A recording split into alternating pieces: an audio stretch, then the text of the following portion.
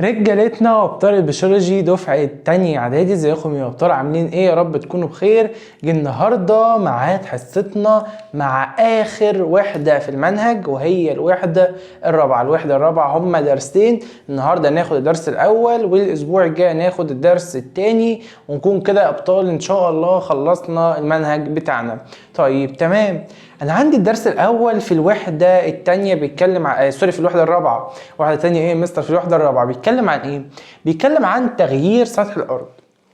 العلماء زمان كانوا بيفكروا كده، قالوا هو هل الكون اللي اتكون ده، الكرة الأرضية، سطح الأرض اللي موجود حاليا، القارات اللي موجودة في مكانها دي كانت كده ولا كانت موجودة ازاي؟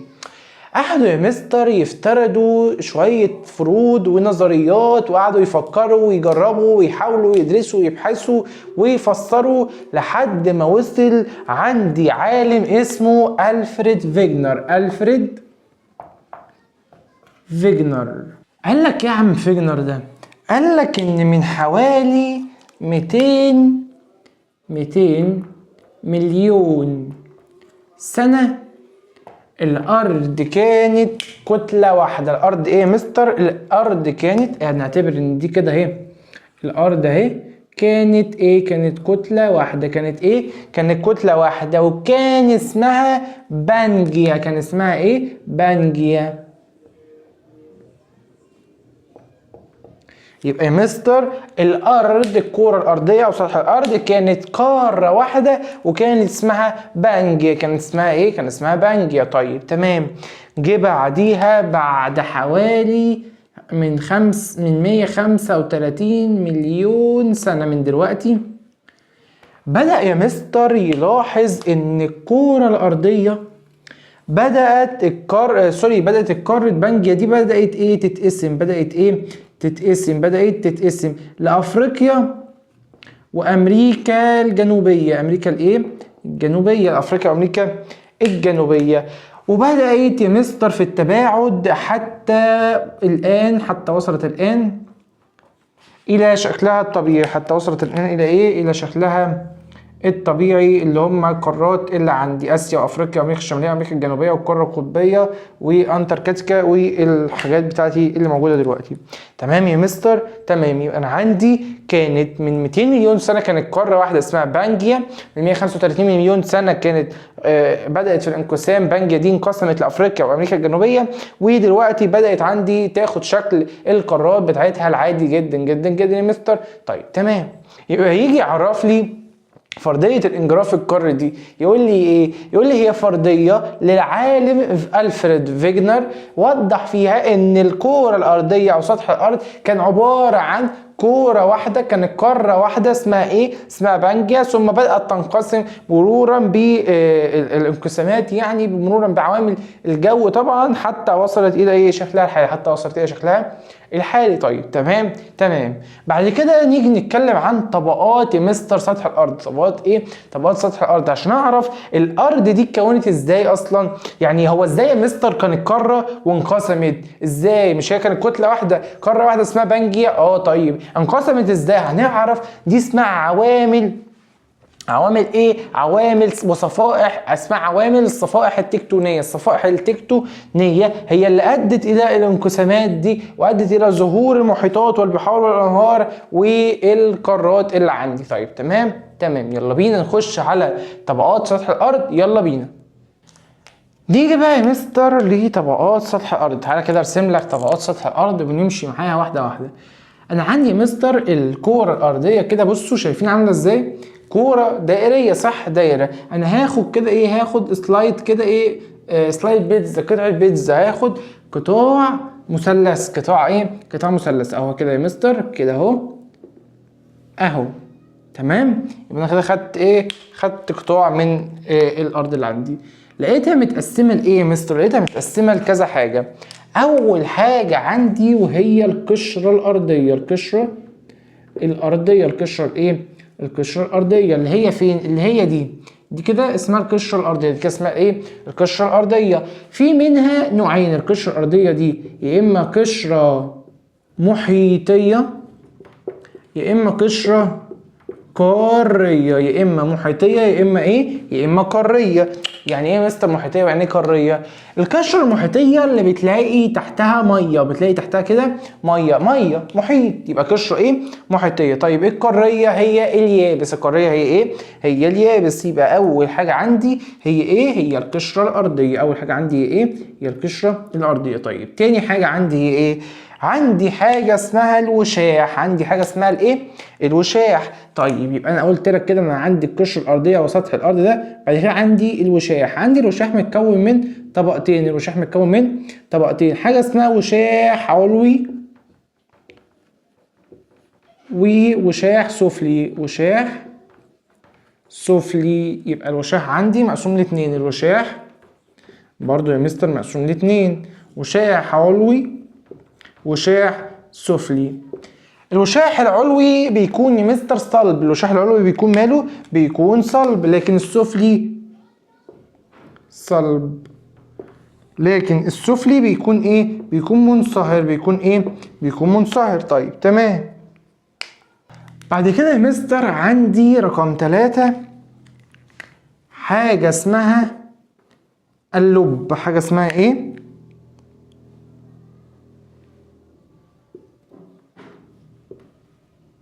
عندي اللب بقى يا مستر، هو هنا كده الحتة دي، ده كده اسمه لب خارجي، وده اسمه لب داخلي.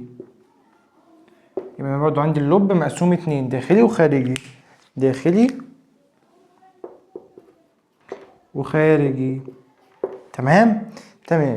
يبقى انا عندي طبقات سطح الارض او طبقات الارض متقسمه لايه؟ متقسمه لثلاث حاجات: قشره وشاح لب. ها، قشره وشاح لب. عندي كام طبقه؟ عندي 3 طبقات: قشره وشاح لب، قشره وشاح لب. طيب القشره عندي منها نوعين. القشره عندي منها نوعين: يا قشره محيطيه يا قشره قاريه. محيطيه دي يكون فيها ميه، لكن قاريه ايه؟ على اليابس. طيب الوشاح منه نوعين. الوشاح منه نوعين: وشاح صلب العلوي والسفلي. علوي وسفلي، علوي وسفلي. طيب واللب عندي نوعين: داخلي وخارجي. داخلي وخارجي. يعني كده كام طبقة يا مستر؟ هما 6 طبقات. 6 ايه؟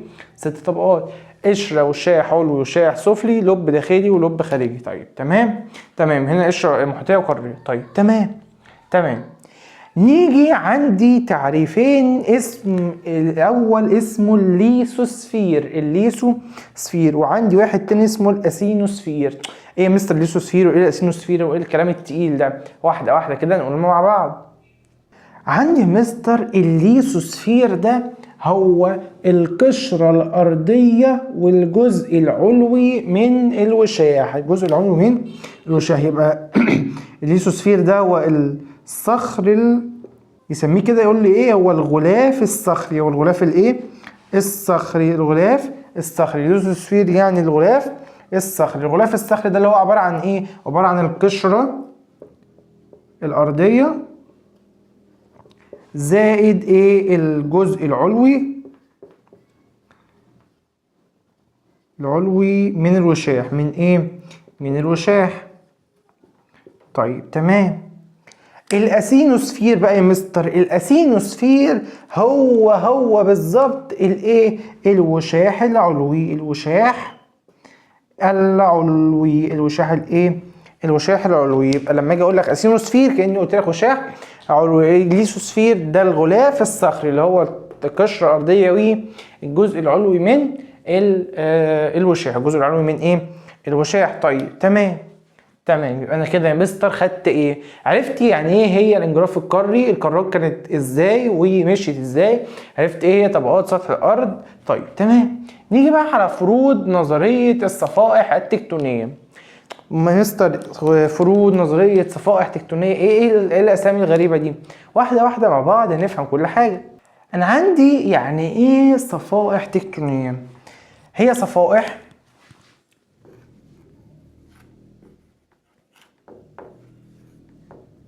صلبة. صفائح مالها؟ صفائح صلبة. مالها يا مستر؟ المكونة اللي بتكون لي الغلاف الصخري. الغلاف الايه؟ الغلاف الصخري. الغلاف الايه؟ الغلاف الصخري يا مستر. طيب تمام. تمام. بتتكون من ايه وايه؟ بتتكون من الليثوسفير والقشرة المحيطية والقشرة القارية. هي القشرة المحيطية دي مش يا مستر اللي يكون فيها ميه؟ قشره محيطيه قلت لك يكون فيها ميه. طيب القشره القاريه يكون فيها يابس؟ بالظبط كده، يكون فيها يابس. يبقى فرق بين القشور ازاي؟ قشره محيطيه فوقيها ميه، قشره قاريه فوقيها يابس. فوقيها ايه؟ يابس. طيب تمام. ايه اللي حصل بقى يا مستر؟ الالواح دي الصلبه دي بتخش من بعضها، بتخش على بعض في عمليات الانجراف. عمليات الايه؟ الانجراف. واحده واحده ناخدها مع بعض. طيب عندي بقى، انا عندي الصفائح دي يا مستر بتتقسم لنوعين. الصفائح دي بتتقسم لايه؟ لنوعين. صفائح بتتقسم لنوعين، صفائح قاريه وصفائح محيطيه. قاريه وايه؟ ومحيطيه. طيب القارية دي يا مستر مالها؟ القارية دي سمكها كبير ولا قليل؟ كبير يا مستر. سمكها ماله؟ كبير. لكن المحيطية عكسها، سمكها قليل. سمكها ايه؟ قليل. طيب بالنسبة للكثافة، القارية كثافتها قليلة، لكن يا مستر المحيطية كثافتها كبيرة. كثافتها مالها؟ كبيرة. طيب تمام. الاتنين يا مستر بيتحركوا حركات دورانية بطيئة، حركات دورانية بطيئة بسبب حاجة اسمها تيارات دوامات الحمل. تيارات دوامات الحمل اللي بتكون موجودة فين يا مستر؟ اللي بتكون موجودة في الوشاح العلوي. اللي بتكون موجودة في الوشاح العلوي. تمام يا مستر، تمام. يبقى انا كده فهمت ايه في السبوره دي، عرفت ايه هو الافراديه الانجراف القاري، وعرفت مين العالم بتاعها هو الفريد فيجنر. عرفت اتقسمت ازاي، كان اسمها ايه الاول؟ كانت قاره واحده اسمها بانجيا. طيب تمام. عرفت طبقات سطح الارض، قلت لك ان هي قشره وشاح لب. طيب قلت لك الاسينوسفير والليثوسفير، وقلت لك ايه هي فروض نظريه الصفائح التكتونيه. طيب تمام. وعرفت ايه الفرق بين الصفائح القاريه والمحيطيه. هنخش بعد كده على انواع الحركات بين الصفائح التكتونيه. حركه تباعديه، حركه تقاربيه، حركه اندساس. حركه ايه؟ اندساس. طيب تمام. حركه تقاربيه وتباعديه وحركه ايه؟ حركه تحويليه. حركه ايه؟ تحويليه. ناخد واحده واحده بالتفصيل السبوره الجايه. يلا بينا نخش على السبوره الثانيه معانا. يلا بينا. بيقول لي انواع حركات الصفائح التكتونيه. انا عندي يا مستر نتيجة لتيارات دوامات الحمل اللي بتكون موجودة في باطن الارض بتنشأ حركات تباعدية، تقاربية، وتحويلية. طيب واحدة واحدة كده يا مستر. الحركة التباعدية بتكون ازاي؟ انا قبل ما اتكلم عن اي حاجة، كل حركة هاخدها هتكلم فيها عن 3 حاجات: الحركة، الحدود، وامثله. حركه، حدود، امثله. حركه، حدود، امثله. طيب يبقى الحركه التباعديه هنا هي ايه؟ هي تباعد الصفائح التكتونيه. الصفائح الايه؟ التكتونيه. طيب تباعدها ازاي يا مستر؟ انا عندي ادي اهو وادي اهو كده. الاتنين يا مستر بيبعدوا عن بعض. بيبعدوا ايه؟ بيبعدوا عن بعض. بيبعدوا عن ايه؟ بيبعدوا عن بعض. طيب تمام. الحركة، الحدود هي المنطقة، حدود التباعد هي المنطقة اللي بيتفرق عندها. المنطقة هي المنطقة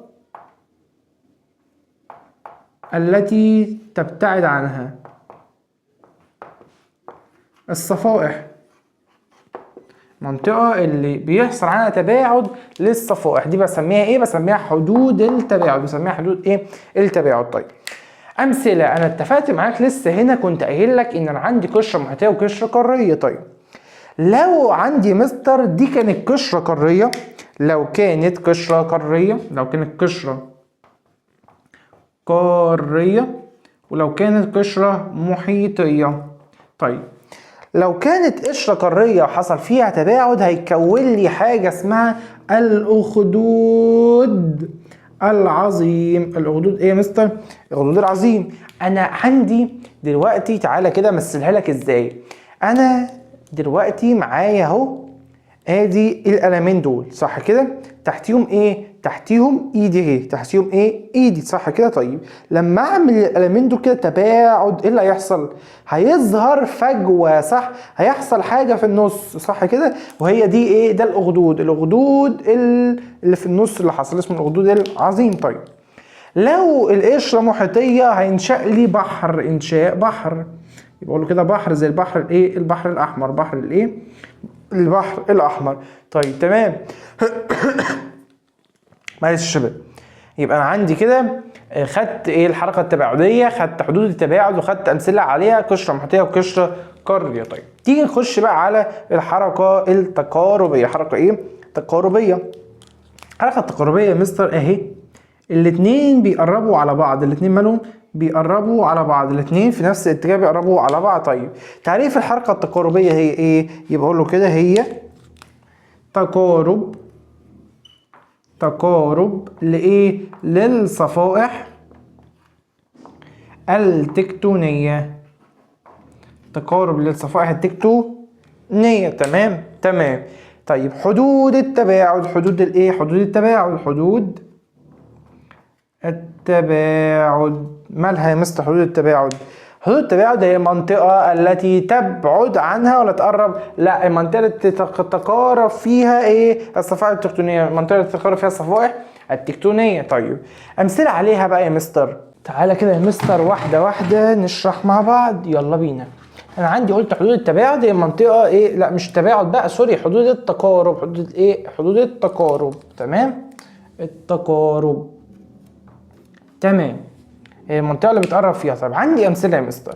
انا اتفقت معاك ان انا عندي ايه؟ عندي نوعين من القشور صح، قشره محيطيه وقشره قاريه. طيب لو محيط مع محيط، لو محيط مع قاري، لو قاري مع قاري يا مستر، لو صفيحه محيطيه مع صفيحه محيطيه، محيط مع محيط في التقارب هيعمل لي ايه؟ هيعمل لي حاجه اسمها جزر بركانيه. حاجه اسمها ايه؟ جزر بركانيه. طيب قاره مع قاري، قاري مع قاري هيعمل لي حاجه ايه؟ هيعمل لي سلاسل جبال، سلاسل جبال، سلاسل ايه؟ جبال. طيب محيطي مع قاري هيعمل لي برضو يا مستر سلاسل جبال، هيعمل لي سلاسل ايه؟ سلاسل جبال. طيب محيطي مع قاري زي سلاسل جبال الانديز، محيطي مع قاري زي سلاسل جبال الانديز، قاري مع قاري زي سلاسل جبال البحر الاحمر، جزر بركانيه زي جزر ايه؟ اليابان، زي جزر ايه؟ اليابان. طيب تمام كده، تمام. يبقى انا فهمت يا مستر الحركات التباعديه بتطلع لي ايه، الحركات التقاربيه بتطلع لي ايه، وايه شرحها. طيب نيجي بقى على الحركات التحويليه. الحركات ايه؟ التحويليه. الحركات التحويليه هي ايه يا مستر؟ قلت لك هشرح فيها 3 حاجات. اي حاجه قلت لك هشرح فيها ايه؟ قلت لك هشرح فيها 3 حاجات. طيب ايه هما يا مستر ال3 حاجات دول؟ عندي الحركه التحويليه، قلت لك اول حاجه فيها هي يعني ايه؟ هي حركه الصفائح جانب الى جانب، جانبا الى جنب. يعني ايه؟ يعني بيتحركوا كده، بص يا مستر كده، ده كده وده خليه فوق، وده كده بالجنب. بيتحركوا ايه؟ بيتحركوا بالجنب، بيتحركوا بالجنب. طيب حدود التباعد ولا التقارب ولا التحويل؟ لا، حدود التحويل هي الايه؟ المكان او النقط اللي بيلتقي عندها ايه، او المكان اللي بيحصل فيه ايه يا مستر؟ بيحصل فيه الحركه، المكان اللي بيحصل فيه الحركه. طيب الناتج يا مستر ايه اللي بيطلع لي؟ بيطلع لي حاجه اسمها صدوع، صدع. يطلع لي ايه؟ صدوع. زي ايه؟ زي صدع سان اندرياس، سان اندرياس. صدع ايه يا مستر؟ صدع زي سان اندرياس. تمام تمام. يعني انا كده فهمت ايه الحركات التباعديه، تقاربيه، تحويليه. في الحل واحنا بنحل مع بعض هتلاقي الدنيا اسهل بكتير، هتلاقي الصور قدامك هشرح لك عليها اكتر، ما تقلقش وما تحسش الكلام متكلكع، لا الكلام سهل وبسيط جدا، خده بالراحه وواحده واحده. طيب عندي مستر بعد كده يقول لي ايه؟ بيقول لي دور الزلازل والبراكين في تغيير سطح الارض. ايه ده يا مستر؟ هو الزلازل والبراكين بتغير من سطح الارض؟ طبعا. انا عندي سطح الارض اهو ثابت، جه زلزال حصل هزات ارضيه، فالقلم ده بص اتحرك من مكانه اهو بسبب الزلزال. فايه ده حصل تغيير في سطح الارض؟ حصل تغيير في سطح الارض. طيب بيقول لي هنا النيازك، نزل نيزك على القلم ده فجره خالص، ساب مكانه فجوه. طب ايه ده؟ لما حصل تغيير اهو، يبقى النيازك والزلازل والبراكين بتعمل ايه؟ بتحدث تغيير في سطح الارض، بتعمل على تغيير في سطح الارض. طيب تمام، نيجي نخش على اول حاجه عندي هي الزلازل والبراكين. يعني ايه اصلا يعني ايه زلازل يا مستر؟ يعني ايه زلازل؟ لسه قايل لك هي هزات ارضيه، هزات ارضيه سريعه تحدث في القشره الارضيه، تحدث في القشره الارضيه. هي هزات أرضية سريعة تحدث في القشرة الأرضية، هي هزات أرضية سريعة تحدث في القشرة الأرضية. يبقى الزلازل إيه؟ هي هزات أرضية سريعة تحدث في القشرة الأرضية. تحدث في القشرة إيه يا مستر؟ تحدث في القشرة الأرضية. طيب تمام، يبقى ده كده بالنسبة للزلازل. بالنسبة للبراكين اسمها إيه؟ براكين. طيب البراكين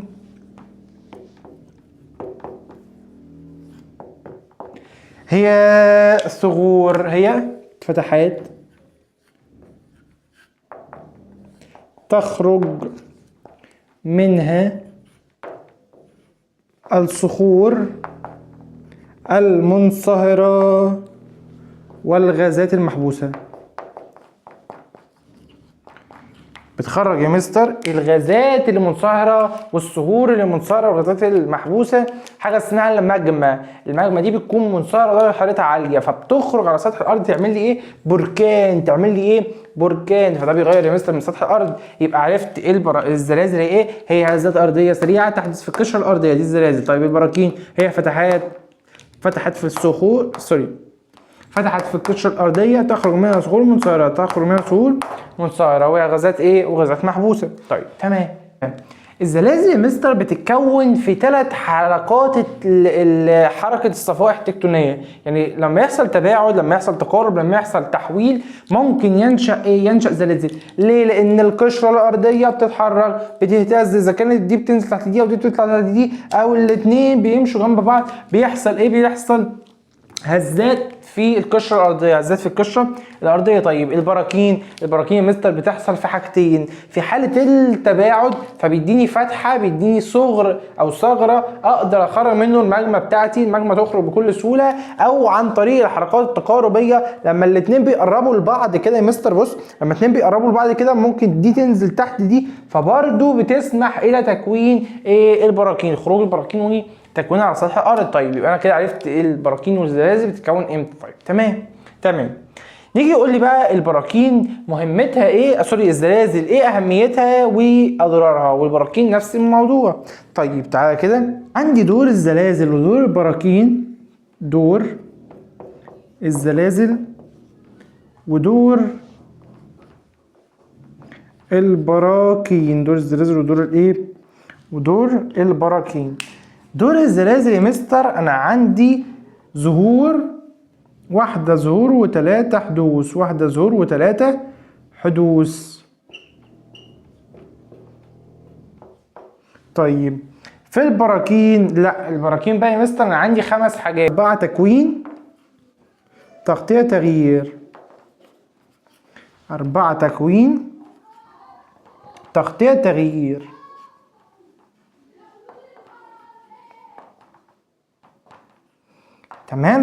تمام. يبقى انا كده يا مستر قلت لك ايه؟ في دور الزلازل عندي ظهور، واحده ظهور و3 حدوث، واحده ظهور و3 حدوث. في البراكين 4 تكوين، في البراكين 4 تكوين، في البراكين 4 تكوين، وتغطيه وتغيير، وتغطيه وتغيير. طيب تعالى كده واحده واحده نعرف يعني ايه مستر الشفره دي ونفكها مع بعض. طيب اول حاجه ظهور الجزر والسواحل، ظهور الجزر والسواحل. حدوث ايه؟ حدوث انهيارات في القشره الارضيه، حدوث انهيارات في القشره الارضيه. طيب تشققات ارضيه، حدوث تشققات ارضيه في القشره. ظهور او حدوث ايه تاني؟ حدوث ظاهره التسونامي، حدوث ظاهره التسونامي على السواحل. تمام تمام. يبقى قلت ظهور ايه؟ ظهور جزر، ظهور جزر، حدوث ايه؟ انهيارات ارضيه، حدوث انهيارات ارضيه، حدوث تشققات ارضيه، حدوث تشققات ارضيه، حدوث تسونامي، حدوث تسونامي، حدوث ايه؟ تسونامي. طيب تمام. نخش بقى على دور البراكين 4 تكوين. دور البراكين 4 تكوين. طيب تكوين جبال سهول وهضاب، تكوين جبال سهول وهضاب، تكوين جبال سهول وهضاب. تعالى كده نكتبها. تكوين ايه؟ تكوين جبال، تكوين سهول وهضاب، تكوين جزر بركانية، تخطيط مجاري الأنهار، تغيير الوديان والأنهار. تمام تمام. يبقى تكوين جبال، تكوين سهول وهضاب، تكوين جزر بركانية، تخطيط مجاري الأنهار، وتغيير الوديان والأنهار، تغيير الوديان والأنهار. طيب عندي بقى يا مستر اضرار او سلبيات. اكيد طبعا عندي نوعين من الخسائر، خسائر بشريه وخسائر ماديه. طيب في الزلازل خسائر بشريه بتكون في الاصابات، في الاصابات يعني للاشخاص. طيب الاصابات الماديه بتحصل نتيجة تدمير المنشآت، تدمير البيوت. الزلزال لو جه شديد حسب قوته، يعني الزلزال لو جه شديد ممكن يأثر على المباني والمنشآت اللي موجودة أصلا، وطبعا بيأثر في أرواح زي ما قلت لك، بيأثر ممكن يؤدي إلى الوفاة أو إصابات شخصية. طيب البراكين برضو عندي اصابات بشريه. ليه؟ لان انا عندي البراكين دي قلت لك بتكون ايه؟ بتكون محمله بغازات محبوسه، غازات دي سامه، فالشخص بيستنشق هذه الغازات فبتؤدي الى ايه؟ تؤدي الى اصابه، بيصيب بالاضرار البشريه يعني. طبعا ما ينفعش يشم الغازات دي لانها غازات بتكون سامه، بتكون ايه؟ بتكون سامه. طيب تمام. ايه تاني؟ خسائر بيئيه بقى، لان انا عندي ممكن يا مستر البركان ده يطلع يثور من الارض، يغطي لي مدينه كامله او يغطي لي قريه كامله او يغطي لي محافظه كامله وتختفي.